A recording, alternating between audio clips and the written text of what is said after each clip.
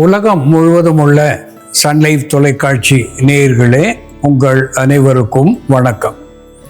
இது நாட்டு மருத்துவம், நலம் தரும் மருத்துவம், எல்லோருக்கும் ஏற்ற பக்க விளைவுகள் இல்லாத பாதுகாப்பான பண செலவுகள் இல்லாத மருத்துவம். எளிய மருந்துகளை இந்த நிகழ்ச்சியிலே நாம் ஒவ்வொன்றாக பார்த்து பழகி பயன்பெற்று வருகின்றோம். இன்று சில மருத்துவ குறிப்புகளை நாம் தெரிந்து கொள்வோம். தொண்டைக்கட்டு, தொண்டை கம்மல், டான்சிலிட்டிஸ் என்று சொல்லக்கூடிய உள்நாக்கு வளர்ச்சி, தொண்டை வீக்கம், இவை ஏற்படுகின்ற பொழுது கடைச்சரக்காக நாம் பெறக்கூடிய ஒன்று அக்கரக்காரம், அனாசைக்ளஸ் பைரீத்திரம். அனாசைக்ளஸ் பைரீத்திரம் என்று தாவர பெயராலே சுட்டப்பெறுவது அக்கரக்காரம் என்று அதற்கு பெயர்.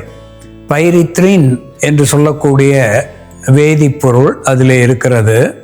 அது ஒரு காரமான எண்ணெய் சத்துவமாக உள்ளடங்கி இருக்கிறது. இந்த அக்கரக்காரத்தை வாங்கி ஒரு துண்டு எடுத்து வாயிலே வைத்து அடக்கி கொண்டு அதிலே இருந்து வருகின்ற சாற்றை சிறிது சிறிதாக நாம் விழுங்குகின்ற நிலையிலே பல்லை பற்றிய தொற்றுக்கள், பல்லை பற்றிய தொற்றுக்கள், ஈறுகளினுடைய வீக்கம், த கம் இன்ஃப்ளமேஷன் என்று சொல்லுகின்ற ஈறுகளினுடைய வீக்கம், தொண்டை வீக்கம், தொண்டை கட்டு, உள்நாக்கு வளர்ச்சி, டான்சிலிட்டிஸ் என்று சொல்லக்கூடிய கழுத்து, தொண்டையிலே ஏற்படுகின்ற வீக்கம், இவற்றையெல்லாம் போக்குகின்ற ஒரு anti bacterial, anti fungal, anti microbial, anti inflammatory, analgesic என்கின்ற மருத்துவ குணத்தை இந்த அக்கரக்காரம் பெற்றிருக்கிறது. அது மட்டுமல்லாமல் சியாலகோக் என்கின்ற வகையிலே எச்சில் சுரப்பியாக அது திகழ்ந்து தாகத்தை தணிக்கக்கூடியதாகவும் விளங்குகிறது என்பதை மறத்தல் ஆகாது. அன்பான நேயர்களே, ஆகாய தாமரை, அந்தர தாமரை என்று கூட அதற்கு பெயர், வாட்டர் அயாசிந்த் என்று ஆங்கிலத்திலே சொல்லக்கூடியது, குட்டைகளிலே, ஏரிகளிலே மேலே மிதக்கக்கூடியது, நீல நிற பூக்களையும் அடர்ந்த பச்சை நிற இலைகளையும் பெற்று விளங்குவது இந்த ஆகாய தாமரை. இது சாதாரணமாக நமக்கு தேவையில்லாத ஒன்றாக, நீரை கெடுக்கக்கூடிய ஒன்றாக நமக்கு கண்ணுக்கு புலப்பட்டாலும் அது அதிக மருத்துவ குணங்களை பெற்றிருக்கிறது. நீரை சுத்திகரிக்கின்ற வல்லமையுடையதாக திகழ்கிறது. அது ஒரு anti bacterial, anti fungal, anti microbial, anti inflammatory, analgesic என்கின்ற மருத்துவ குணத்தை பெற்றிருப்பதனாலே இந்த வாட்டர் அயாசிந்த் என்று சொல்லக்கூடிய ஆகாய தாமரை இலையை எடுத்து அதை விழுதாக்கி மேற்பற்றாக போடுகின்ற பொழுது ஆறாத புண்கள், நாட்பட்ட புண்கள், அழுகிய புண்கள் இவற்றையெல்லாம் ஆற்றுகின்ற வல்லமையுடையதாக திகழ்கிறது. அது மட்டுமல்லாமல் உள்மூலம், வெளிமூலம் என்று சொல்லுகின்ற நிலையிலேயும் ஃபிஷர், ஃபிஸ்டுலா என்று சொல்லுகின்ற ஆசனவாய் பிரச்சனைகளுக்கும் இரவு நேரத்திலே இந்த ஆகாய தாமரை இலை விழுதை எடுத்து ஆசன வாயிலே வைத்து கொண்டு படுப்பதினாலே நாளடைவிலே இந்த முளை மூலம், உள்மூலம், ஃபிஷர், ஃபிஸ்டுலா என்கின்ற ஆசனவாய் பிரச்சனைகளும் விலகி போகும். ஆறாத புண்களை ஆற்றும். குறிப்பாக சர்க்கரை நோயினாலே ஏற்படுகின்ற டயாபெட்டிக் கேங்க்ரீன் என்று சொல்லக்கூடிய நோயை கூட இது விளக்கக்கூடிய தன்மை உடையது என்பதை மறத்தல் ஆகாது.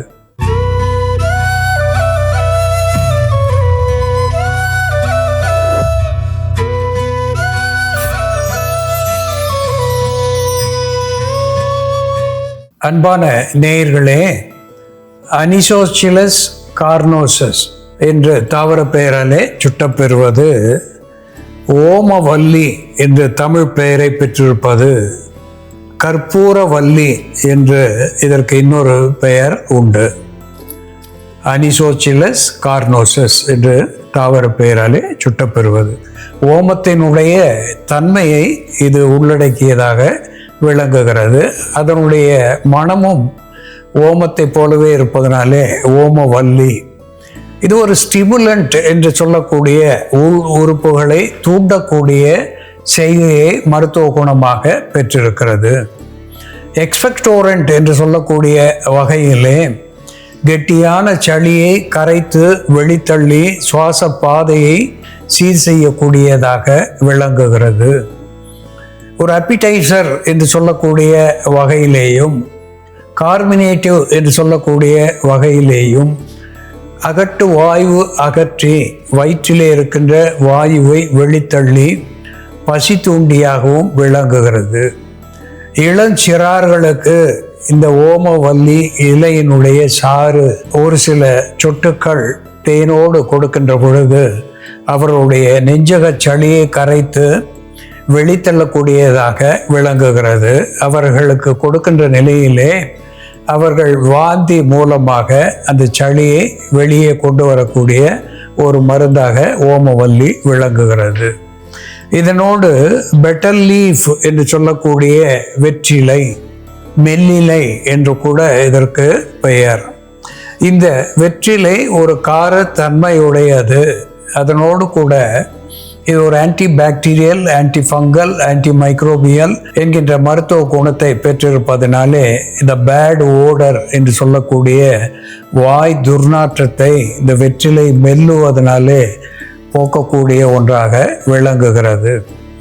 இதனோடு பெட்டல் நட் என்று சொல்லக்கூடிய பாக்கு சேர்த்து சுண்ணாம்பு சேர்த்து தாம்பூலமாக தரிப்பது வழக்கம். அது பற்களுக்கு பலம் தந்தது என்பதை நாம் பார்த்திருக்கின்றோம். அது மட்டுமல்லாமல் வயிறு முட்டை உண்ட உணவு செரிமானம் ஆவதற்கு எளிமையான வகையிலே இந்த வெற்றிலை மருந்தாகி பயன் தருகிறது.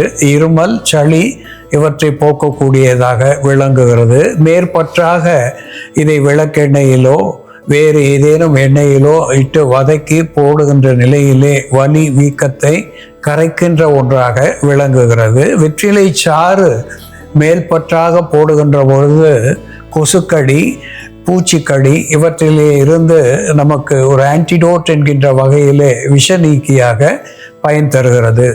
இதனோடு எலுமிச்சை இலை, லெமன் என்று சொல்லக்கூடிய எலுமிச்சை, அதனுடைய இலைகள் இவையும் ஒத்த தன்மை உடையதாக இருந்து நுரையீரலை பற்றிய நோய்களை வெளித்தள்ளக்கூடிய ஒன்றாக விளங்குகிறது. சுவாச பாதையை சீர் செய்யக்கூடியதாக விளங்குகிறது. செரிமான சீர்கேடுகளை போக்கக்கூடியதாக திகழ்கிறது. பசி தூண்டியாக விளங்குகிறது.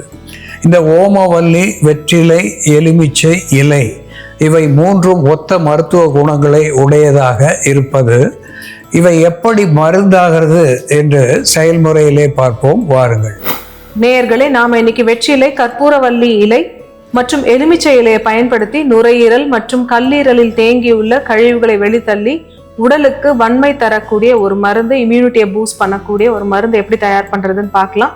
இதற்கு தேவையான பொருட்கள்: வெற்றிலை, கற்பூரவல்லி இலை, எலுமிச்சை இலை, சீரகம்.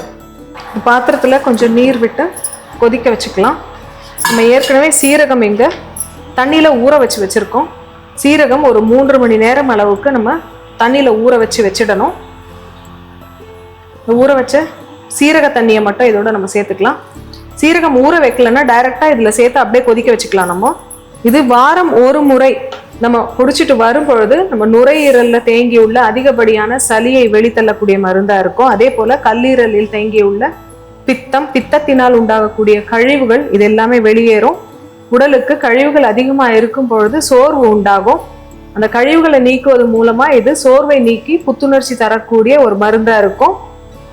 கல்லீரல் மற்றும் நுரையீரலின் செயல்பாட்டை தூண்டக்கூடிய மருந்தாகவும் அவற்றுக்கு செல்லக்கூடிய இரத்த ஓட்டத்தை சீர் செய்யக்கூடிய மருந்தாகவும் இது செயல்படும். இப்போ நம்ம இந்த இலைகள் எல்லாமே அப்படியே எடுத்து ஒரு 2 இலை எலுமிச்சை இலை, இந்த இலைகள்லாம் நம்ம சேர்த்து கொதிக்க வச்சோம்னா ரொம்ப கசப்பாயிடும் எலுமிச்சை இலையெல்லாம். அதனால நம்ம அது அப்படியே நம்ம ஊறல் நீராக தான் தயார் பண்ண போறோம்.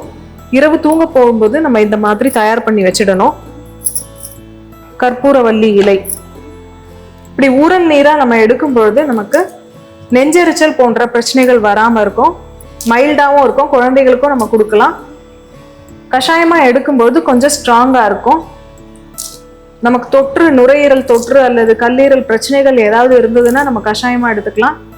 இல்லை நம்ம ஒரு ப்ரிவென்டிவ் மெடிசனாக இதை எடுக்கிறோம், தடுப்பு மருந்தாக எடுக்கிறோம்னா அந்த மாதிரி ஊறல் நீராக எடுத்துக்கிறது நல்லது. ஏற்கனவே சீரகம் ஊற வச்ச தண்ணியை நம்ம கொதிக்க வச்சுருக்கோம். இந்த தண்ணி சூடாக இருக்கும் போதே இந்த இலைகள் மேலே ஊற்றிடலாம்.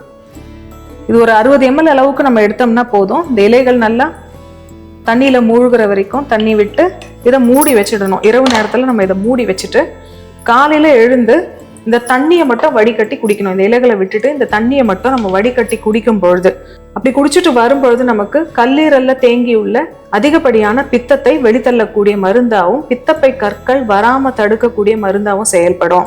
ஓமவல்லி இலை, வெற்றிலை, சீரகம் மற்றும் எலுமிச்சை இலை சேர்ந்த இந்த மருந்து வாரம் ஒரு முறை 60 ml அளவுக்கு காலையில வெறும் வயத்துல நம்ம பருகிட்டு வரும் பொழுது நுரையீரல் மற்றும் கல்லீரலில் தேங்கியுள்ள கழிவுகளை வெளித்தள்ளக்கூடிய மருந்தாகவும், நுரையீரல் செயல்பாடு மற்றும் கல்லீரல் செயல்பாட்டை தூண்டக்கூடிய மருந்தாகவும், கல்லீரலில் ஏற்படக்கூடிய தொற்றுகளை தடுக்கக்கூடிய மருந்தாகவும் செயல்படும். அன்பான நேயர்களே, ஓமவல்லி என்று சொல்லக்கூடிய கற்பூரவல்லி இலை, வெற்றிலை, அதனோடு எலுமிச்சை இலை, இந்த மூன்றும் சேர்த்து அதனோடு குமினம், சைமினம் என்று சொல்லக்கூடிய சீரகம் சேர்த்து இங்கே ஒரு தீநீராக நாம் வைத்திருக்கின்றோம். ஊறல் நீராக சீரகத்தினுடைய தீநீரிலே ஊற வைத்த எலுமிச்சை இலை, வெற்றிலை, கற்பூரவல்லி இலை, இதை காலையிலே அன்றாடம் வெறும் வயிற்றிலே பருகி வருகின்ற பொழுது ஒரு ஆன்டிபிலியஸ் என்று சொல்லக்கூடிய வகையிலே பித்தத்தை போக்கக்கூடியதாக விளங்கும். இதனாலே தலை சுற்று, மயக்கம் இவற்றிலே இருந்து நமக்கு விடுதலை தரும். ஒரு ஸ்டிமுலண்ட் என்கின்ற வகையிலே உள் உறுப்புகளை தூண்டக்கூடியதாக இது விளங்கும். அதனோடு கூட எக்ஸ்பெக்டோரண்ட் என்ற நிலையிலே நெஞ்சக சளியை கரைத்து வெளித்தள்ளி சுவாசத்தை சீர் செய்யக்கூடியதாக விளங்கும். அதோடு அப்பிடைசர் என்கின்ற வகையிலே பசியை தூண்டும்.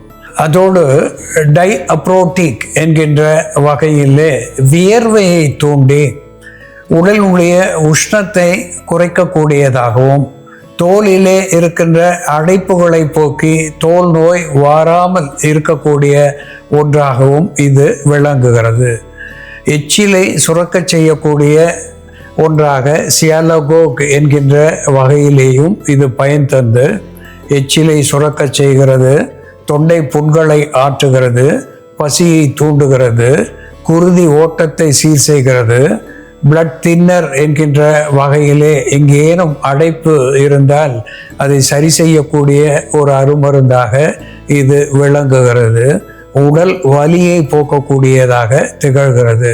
அந்த வகையிலே இது உள் உறுப்புகள் அத்துணைக்கும் ஆரோக்கியம் தரக்கூடிய ஒரு பானமாக இந்த எலுமிச்சை இலை, ஓமவல்லி, வெற்றிலை, சீரகம் சேர்ந்த இந்த தீநீர் நமக்கு பயன் தருகிறது என்பதை மறத்தல் ஆகாது. அன்பான நேயர்களே, ஓமவல்லி, வெற்றிலை, எலுமிச்சை இலை எப்படி மருந்தாகிறது என்று நாம் பார்த்து தெரிந்து கொண்டோம். இது போல வேறு ஒரு மருத்துவ குறிப்போடு நாம் மீண்டும் சந்திப்போம். நன்றி, வணக்கம்.